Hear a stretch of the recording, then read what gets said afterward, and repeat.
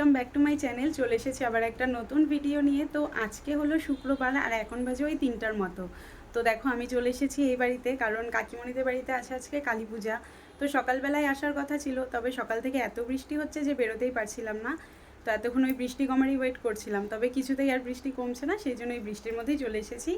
তো যাই হোক, চলো এখন যাবো কাকিমণিদের বাড়িতে, আর ওখানে কি হচ্ছে না হচ্ছে সবটাই তোমাদের সাথে শেয়ার করবো। তো তোমরা পুরো ভিডিওটা দেখতে থাকো। আর এদিকে দেখো, ঘরের চারিদিকে জামা কাপড় দিয়ে একেবারে ভর্তি।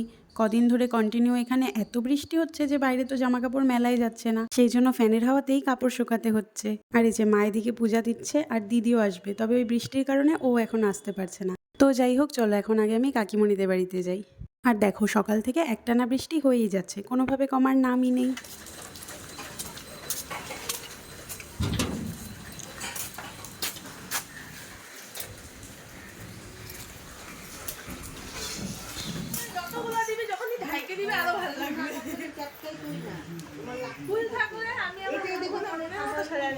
আচ্ছা, হ্যাঁ, তোমার কত কে ছিল?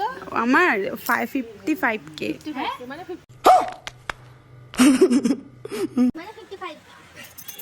না না 43K 43 মিলিয়ন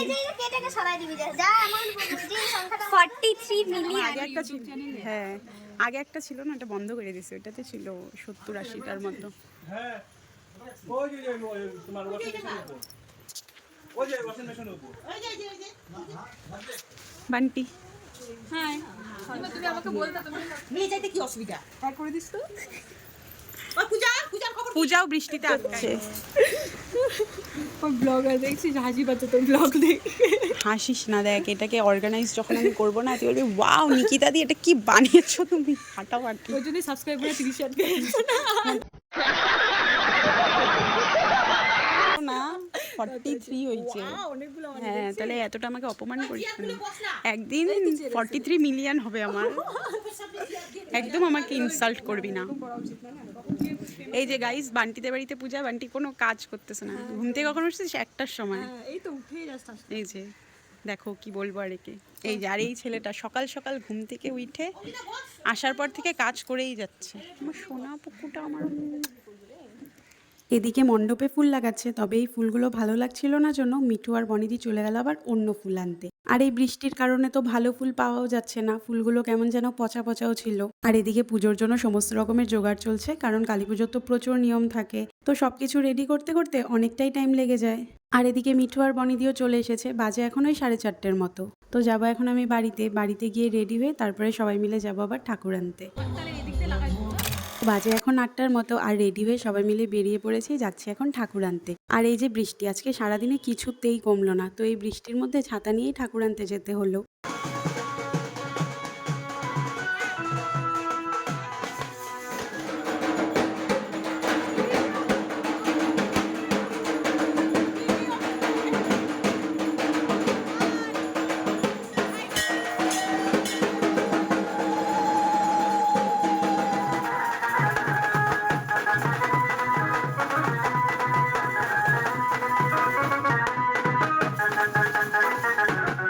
তারপরে বাড়িতে আসার পর এখন চলছে এখানে সবার ফটো সেশন, মানে ফটো তোলার ধুম লেগেছে এখন। আর আমাদের সবাইকে সেজে গুজে কেমন লাগছে কমেন্ট করে কিন্তু জানাবে। শুরু হয়নি আর ব্লগে ব্যাক করে যাচ্ছি। হ্যাঁ, এখন 10:45 বাজে, আর এই যে ফটো সেশন চলছে।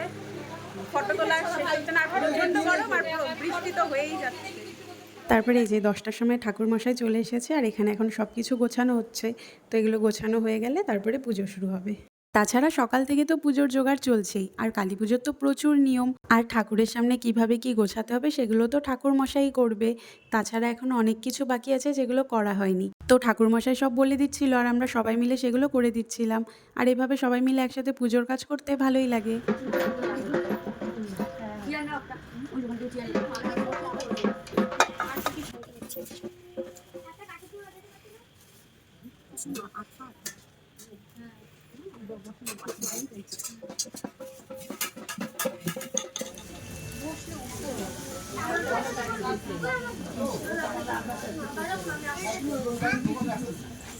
তো এদিকে সবকিছু গোছানো শেষ আর এখন পুজোও শুরু হয়ে গেছে। ওং বিতাদাস্য পিশাচরাক্ষসী সরিষিবা অপসর্পন্তিতে সর্বে চণ্ডিকায় তারিণী ওং বিতদব্বৈ নমঃ ওং ভূতদব্বৈ নমঃ ওং সিংহদব্বৈ নমঃ।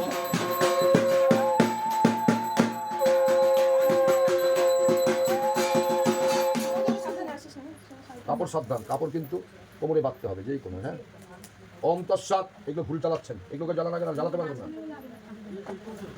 ওই দুটাকে সরিয়ে দিন, নিয়ে আসেন এই পাশে, যেটা জ্বালিয়েছেন এই পাশে নিয়ে আসেন, হাতে তাপ লাগবে, এখানে বসুন বসুন। ওটাকে নিয়ে আসেন এই কোনা দেন। জ্বালাইছি তো তোমাকে না আমি দিলাম। ওম তৎসৎ বলা সূর্যপতি কাসং জটামন্দিক মস্তকম চতুর্ভুজাং।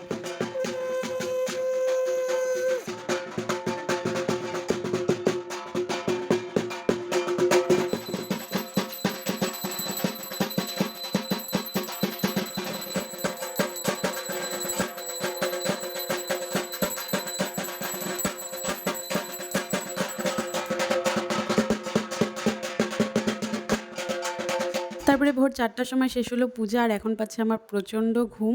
তাছাড়া সারাদিন উপাস থাকার পর শুধু আমার না, সবারই এখন অবস্থা প্রচণ্ড খারাপ। তো পুজো শেষ হওয়ার পর আমি আবার গিয়েছিলাম একটু বাড়িতে গিয়ে ফ্রেশ হয়ে এসে তারপরে এই যে এখন ভোগের প্রসাদ নিয়ে বসে পড়েছি। আর আমি আস্তে আস্তে সবারই খাওয়া হয়ে গেছে, তো এখন আমিও খাওয়া দাওয়া করে চলে যাব বাড়িতে।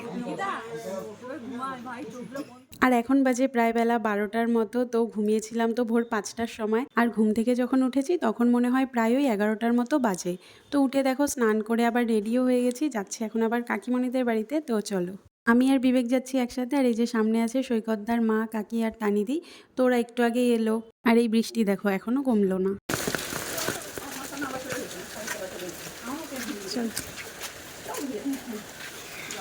জল বন্যা হয়ে গেছে। তো এদিকে সবাই এখন প্রসাদ খাচ্ছে, আর প্রসাদের মেনুতে ছিল ফ্রাইড রাইস, পনির দিয়ে আলুর দম, চাটনি, পাঁপড় ভাজা আর পায়েস, আর খিচুড়ি লাবড়াও ছিল।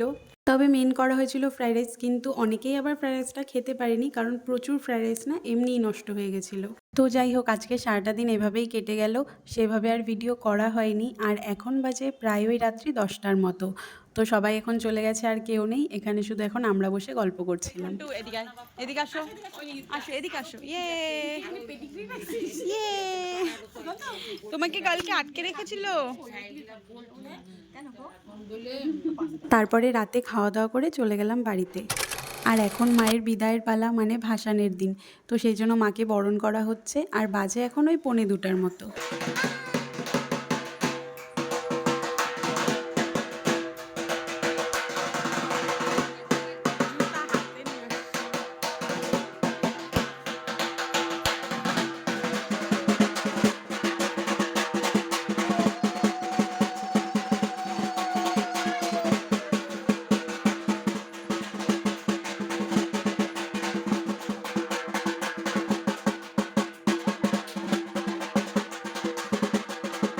আর এই হলো আমাদের ছোট্ট ঢাকি অভি। ঢাক বাজাতে যেও এত ভালোবাসে, আর বাজায়ও খুব ভালো।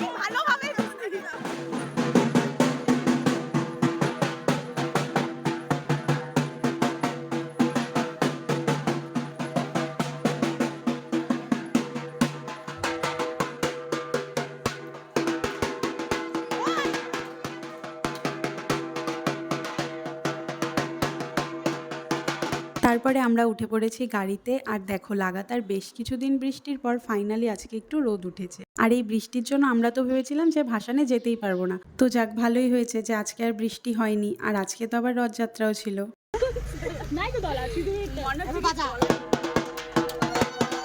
আর এই যে আমরা চলে এসেছি, তো আমরা এসেছি ফাপড়িতে।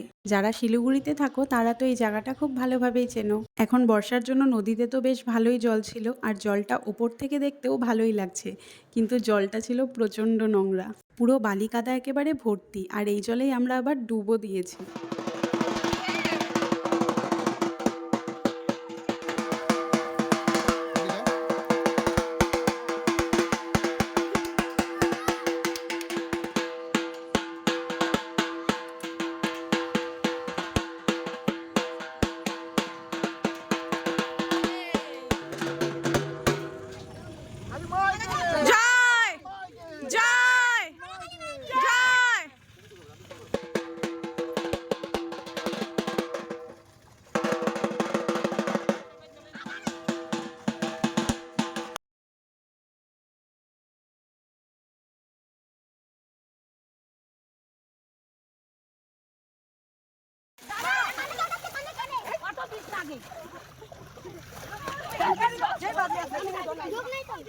না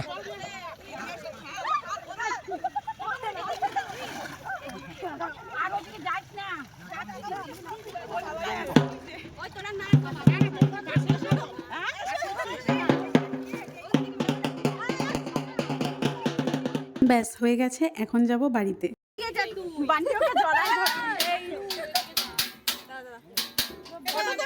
আর দেখো যাবার পথে আবার রথও দেখতে পেলাম, তবে এবছর আমাদের আর রথের মেলায় যাওয়া হয়নি।